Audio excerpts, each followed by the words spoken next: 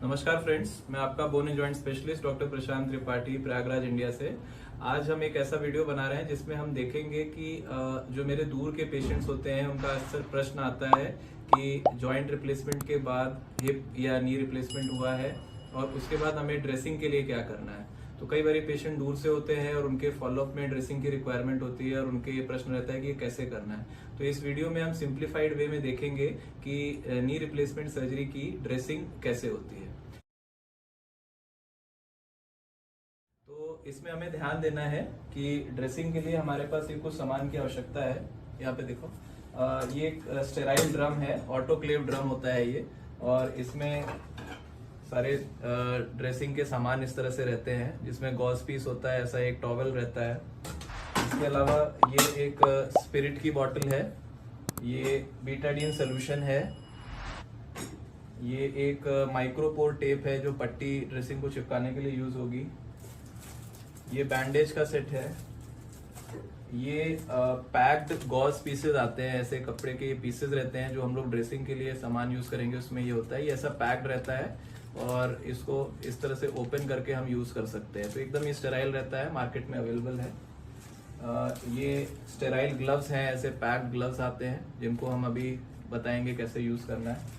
और ये एक पट्टी है जिसे हम ऑफसाइड कहते हैं, ये लास्ट में ड्रेसिंग करने के बाद ड्रेसिंग के ऊपर चिपकाना है हमें। तो पहले हम पट्टी को खोलेंगे। पट्टी खोलते वक्त हमें ये ध्यान रखना है कि पट्टी खोलते वक्त हमें ये ध्यान रखना है कि कहीं से भी हम ड्रेसिंग वाले पार्ट को टच नहीं करेंगे।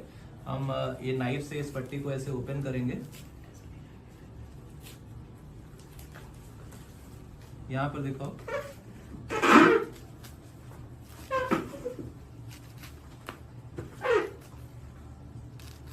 ये इस तरह से नाइफ से ड्रेसिंग को ओपन किया है।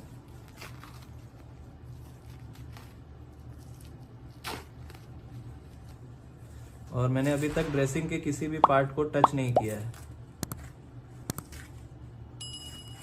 ये हमारी ड्रेसिंग ओपन हो गई। अब मैं ग्लव्स खोलने के लिए बोलूंगा। ग्लव्स की तरफ फोकस करो। पहले मैं अपने हाथ को स्पिरिट से ऐसे क्लीन कर रहा हूँ ताकि ये जो भी बैक्टीरियाज है ये इससे थोड़े से ठीक हो जाए, मेरा हाथ थोड़ा सा स्टेरलाइज हो जाए। उसके बाद ये ग्लव्स ऐसे लेना है। ये ग्लव्स को भी बिना टच किए मैं ऐसे बाहर निकाल रहा हूँ। अब आप देखेंगे कि ग्लव्स को सही तरह से पहनने का तरीका क्या है।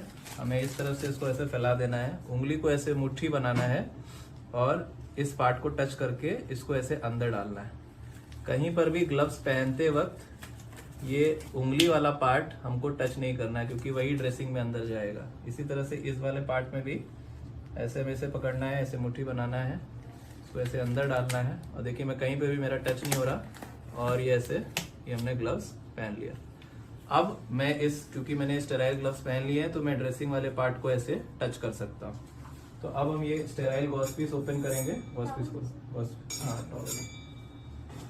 अब हम एक टॉवल लेंगे। ये ऑटोक्लेव टॉवल होता है, स्टेराइल टॉवल होता है, जिसको हम ड्रेसिंग के ऊपर रखेंगे। ये जरूरी नहीं है कि हर जगह अवेलेबल हो। अगर अपने पास ऐसा टॉवल नहीं है तो कोई जरूरत नहीं है, चलेगा। लेकिन ये चूंकि हम हॉस्पिटल में कर रहे हैं ड्रेसिंग, तो अपने पास ऐसा टॉवल है।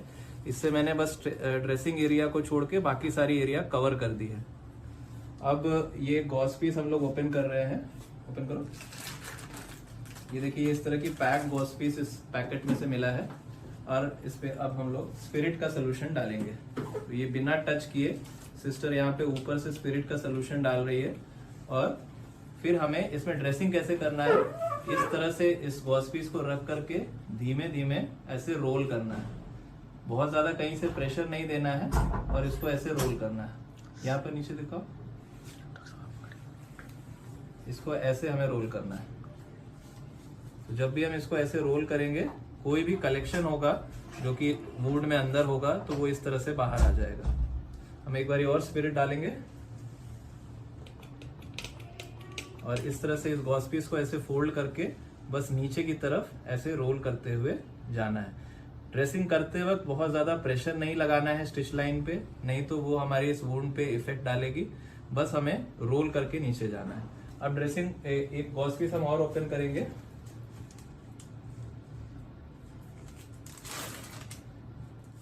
अब हम नेक्स्ट पार्ट में जो आसपास की एरिया है उसको हम बीटाडीन से क्लीन करेंगे।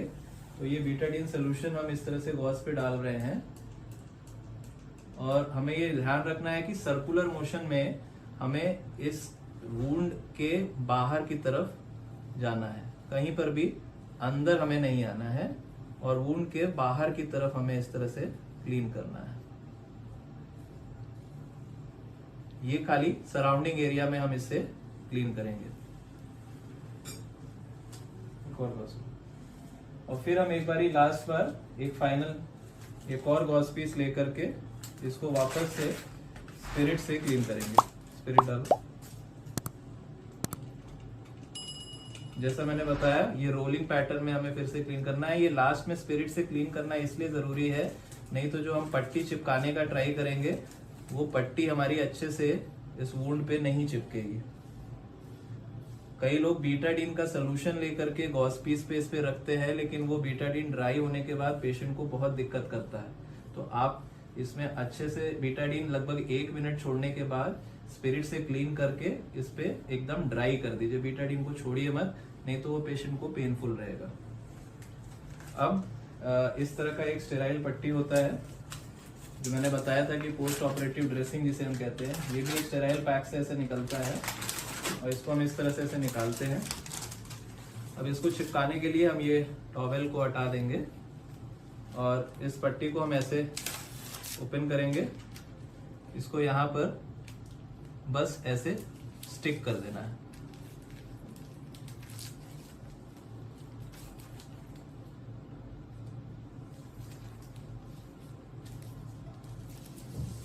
ये ऐसे हमें स्टिक कर देना है और यहाँ पे एक एंड होता है, इधर दिखाओ, आगे आ जाओ। यहाँ पर एक एंड होता है, इस पे ये चिपका रहता है। इसको यहाँ से ऐसे हम निकालेंगे तो ये ड्रेसिंग अपने आप पैर पे चिपक जाएगा। इसको जूम करके दिखा दो। ये आपका ड्रेसिंग कंप्लीट हो गया। पिछले तो दोस्तों मैं आशा करता हूँ इस वीडियो में आपको ये आइडिया लग गया होगा कि रिप्लेसमेंट सर्जरी के बाद हम ड्रेसिंग किस तरह से करते हैं और इसमें अब कोई कंफ्यूजन नहीं रहेगा। अगर इस प्रोटोकॉल को हम फॉलो करते हैं तो कोई भी हमें इन्फेक्शन का रिस्क ड्रेसिंग में नहीं रहता है। तो मेरे जो भी पेशेंट्स दूर दराज के हैं और जिनकी रिप्लेसमेंट सर्जरी हुई है, उनको ड्रेसिंग में डाउट आता है, तो ये वीडियो देख करके वो ड्रेसिंग करना सीख सकते हैं। तो मैं विदा लूंगा। Thank you.